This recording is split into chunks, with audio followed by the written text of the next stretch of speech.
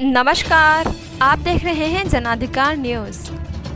Jaipur heritage नगर निगम ward 61 की पार्षद आयशा सिद्दीकी बैठी धरने पर। उनका आरोप है, नगर निगम हेरिटेज के अधिकारी मेरे साथ भेदभाव कर रहे हैं। मेरे वार्ड में महापौर मुनेश गुर्जर दौरा कर चुकी है, उसके बावजूद निगम अधिकारी मेरे क्षेत्र में विकास नहीं कर रहे हैं, जिससे आमजन के बीच मेरी छवि खराब हो रही है। उन्होंने तो निगम पर यहाँ तक आरोप लगाए कि निगम अधिकारी कहते हैं कि काम करवाना है तो पैसा लाओ। इसके अलावा निगम द्वारा पट्टे बांटने में हो रही धांधली का भी आरोप लगाया। जयपुर हेरिटेज नगर निगम में अपने कार्यकर्ताओं और जनता के साथ धरने पर बैठे और कहा कि जब तक मेरी मांगे पूरी नहीं होती, हम लोग के हाथ धरने से नहीं उठेंगे। हमारे चैनल को सब्सक्राइब करें और बेल आइकन का बटन ज़रूर दबाएं। मैडम, क्या मसला है? किस लिए आप धरने पे बैठे हैं निगम में? देखिए, बहुत गंभीर मसला है आज, इसीलिए हम वार्ड 61 की पब्लिक और मैं कांग्रेस की सीनियर पार्षद, जो कि तीसरी बार मुझे वार्ड 61 के लोगों ने भारी बहुमत के साथ जिता के भेजा है। पूरे राजस्थान में सबसे बड़ी जीत वार्ड 61 की हुई है, मेरी हुई है।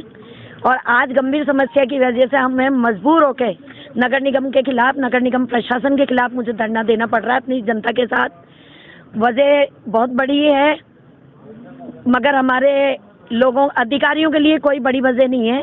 उनका ये कहना है कि काम हो जाएंगे, जैसे भी होंगे हो जाएंगे, आप लोग चाहो तो धरने पे बैठो, नहीं तो अपने घर जाओ। ये मुझे अभी हेल्थ डीसी ने जवाब दिया है 10 मिनट पहले। सबसे बड़ी समस्या है वार्डों में गंदी गलियों की। 2007 में जीटियाँ बनी थी गलियों में, उन जीटियों को दोबारा कोई मेंटेनेंस नहीं हुआ। आज 2022 में हम पहुंच गए। उन जीटियों के मेंटेनेंस की नहीं होने की वजह से आज पब्लिक के घरों में पानी जा रहा है। वक्त वक्त पे अगर गलियां साफ हो जाती, वो जीटियां खुल जाती, तो पब्लिक इतना परेशान नहीं होती। पब्लिक के घरों में पानी जा रहा है। 1 साल पहले मैंने एमएलए साहब को अवगत कराया। बार बार हमारे क्षेत्रीय एमएलए अमीन कागजी साहब से जब भी मुलाकात होती है, मैं उनको अवगत कराती हूँ वार्ड की इस गंभीर समस्या से। पिछले 5-6 महीने से ना मैनुअल साफ हो रहे हैं, ना और कोई काम विकास के वार्डों में हो रहे हैं। सड़कें खुदी पड़ी हैं, सड़कें टूटी पड़ी हैं, वार्डों में अंधेरा है। हम जयपुर शहर के पार्षद हैं, हमारी जनता ऐसे ज़िंदगी गुजार रही है जैसे किसी छोटे कस्बे में हम लोग रह रहे हों, ऐसे हमारी ज़िंदगी गुजर रही है। उसके जिम्मेदार है नगर निगम, क्योंकि अगर नगर निगम सुनवाई कर ले तो ये परेशानियाँ नहीं हो हम लोगों को। आज मेरे 3 तारीख से रमज़ान शुरू हो रहे हैं और उसके पहले 2 तारीख से नवरात्रे शुरू हो रहे हैं। हमारे लिए, चाहे हमारे हिंदू भाई हो, चाहे हमारे मुस्लिम भाई हो, सब हमारे लिए अहमियत रखते हैं, क्योंकि हम हिंदुस्तान के लोग हैं। हमारे लिए हर त्यौहार अहमियत रखता है, महत्व रखता है। 2 तारीख से नवरात्रे, 3 से रमज़ान हो रहे। हम क्या जवाब दें अपनी जनता को? मेरे क्षेत्र में 90% मुस्लिम आबादी है और 1% जो हिंदू आबादी है, उनको मैं ये मैसेज दूँ कि मैं भेदभाव कर रही हूँ उनके साथ, मैं उनका काम नहीं करा पा रही हूँ। क्या जवाब दूँ मैं उन लोगों को? सुबह 4 बजे से और शाम के 7 बजे रोज़ा खुलता है। सुबह 4 बजे रोज़े की शुरुआत होती है। मेरे लोग जब वो रमज़ान रखेंगे भूखे प्यासे, गलियां गंदी पड़ी है, जीटियों का पानी से बदबू, जीटियों की वजह से बदबू आ रही है घरों में, मैनुअल भरे होने की वजह से बदबू आ रही है, गलियां भरी हुई है। बहुत से गरीब तबका ऐसा है बेचारा कि एक कमरे के घर में वो लोग रह रहे हैं, जीटियों का पानी उनके घर में आ रहा है। उसी में मेरे साथ 3 मार्च को खुद देख कर आई आंखों से, मेरे साहब ने मेरे वार्ड का दौरा किया था, मैंने उनको अवगत कराया था। आंखों से देख कर आई है सुबह 8 बजे की कैसे सीवर के पानी में बिस्तर बिछा के गरीब लोग सो रहे थे। उसके बावजूद कोई सुनवाई नहीं। मुझे मेयर साहब से कोई शिकायत नहीं है, क्योंकि मैंने मेयर साहब को जब भी अवगत कराया है, उन्होंने मेरी बात सुनी है। मेरे वार्ड के लिए वो जो कर सकती है उन्होंने किया है। मगर मैं इन गलियों से परेशान हूँ, मैं मैनुअल नहीं हो रहे, मैं इन मैनुअलों से परेशान हूँ, विकास कार्य नहीं हो रहे, मैं इनसे परेशान हूँ।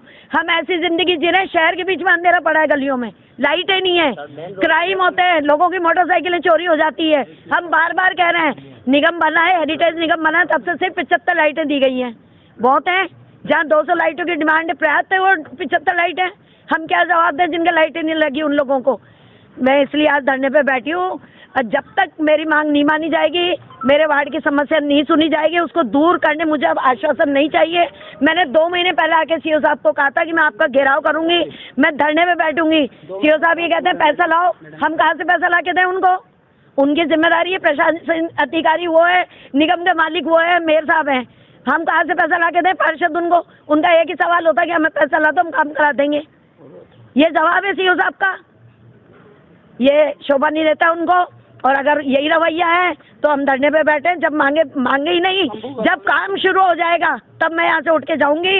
नहीं तो मैं बैठी हूँ और मेरी मांगे नहीं मानी गई तो मैं भूख हड़ताल पे बैठी हूँ। मैं डायबिटिक पेशेंट हूँ और ये सब जानते हैं कि अगर डायबिटिक पेशेंट 2 घंटे भी अगर भूखा रहता है तो उसकी क्या हालत होती है।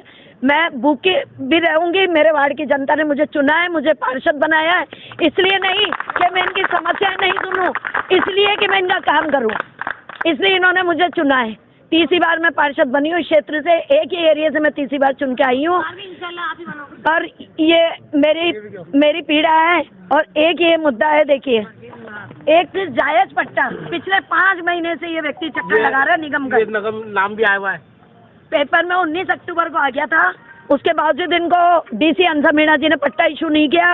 ये वजह अंसा मीणा जी बताएं। सीओ साहब को मैं अवगत करा चुकी, एमएलए साहब को मैं अवगत करा चुकी। पट्टा क्यों नहीं मिल रहा है, इसका जवाब वो दे। क्यों करा है सरकार ने, क्यों पट्टा अभियान चला रखा? जब गरीबों को पट्टा नहीं दे सकती सरकार तो काहे के लिए अभियान चला रही है? सरकार बंद करे ये अभियान।